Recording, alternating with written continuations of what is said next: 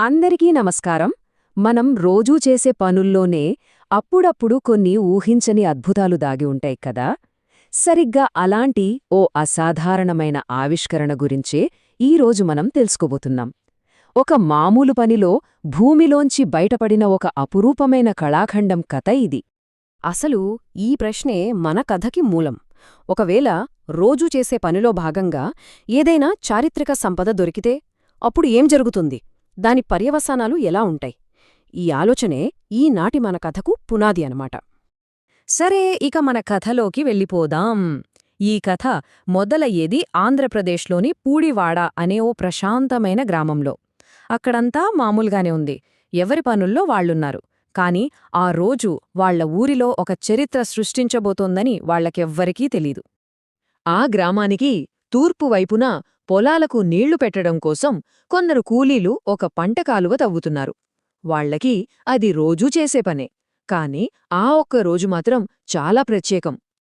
అయితే ఎవరూ ఊహించని విధంగా ఆ సాధారణ రోజే అసాధారణంగా మారిపోయింది. వాళ్లు చేస్తున్న ఆ తవ్వకం పనిలో ఒక అద్భుతం జరగబోతోంది. వాళ్ళు అలా మట్టిని తవ్వుకుంటూ వెళ్తుండగా సడన్గా వాళ్ల గడ్డపారికి టక్మని ఏదో గట్టిగా తగిలింది. ఏంటబ్బా ఇది, ఏదైనా పెద్ద రాయి అనుకున్నారు. కాని కాస్త ఆసక్తితో చుట్టూ ఉన్న మట్టిని తీసి చూస్తే అంతే, వాళ్ల కళ్లనూ వాళ్లే నమ్మలేకపోయారు. నెమ్మదిగా భూమి లోపల్నుంచి ఒక అద్భుతమైన రాతి విగ్రహం బయటపడింది. కొంచెం శుభ్రం చేసి చూశాక తెలిసింది, అది సాక్షాత్తు వేణుగోపాలస్వామివారి విగ్రహం అని. అంటే ఇన్నాళ్లు, బహుశా 100 ఏళ్లుగా భూమిలో దాగి ఉన్న ఓ దైవస్వరూపం అలా బయటపడిందనమాట. సరే, ఇప్పుడు ఆ విగ్రహం ఎంత అందంగా ఉందో కాస్త దగ్గరగా చూద్దాం. అసలు మన పాతకాలం శిల్పుల పనితనం ఎలా ఉంటుందో ఈ విగ్రహాన్ని చూస్తేనే అర్థమవుతుంది.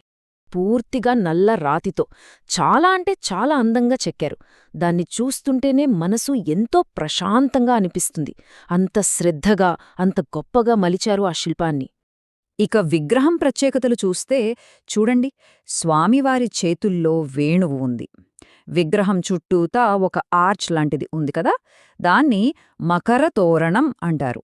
చాలా అద్భుతంగా చెక్కారు.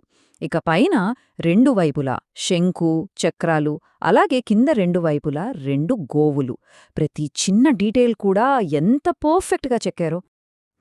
ఆ కాలంలో రాసిన గ్రంథంలో చెప్పినట్టే ఈ విగ్రహం మొత్తం చూడ్డానికి చూడముచ్చటగా ఉందట. అంటే కళ్లకు పండుగలా, ఎంతసేపు చూసినా తనివి తీరనంత అందంగా ఉందని దాని అర్థం. అయితే ఇంత అద్భుతంగా సాగుతున్న ఈ కథలో ఒక చిన్న కాని చాలా బాధాకరమైన ట్విస్ట్ ఉంది. ఆ విగ్రహం బయటపడిన క్షణంలోనే ఒక పొరపాటు జరిగిపోయింది.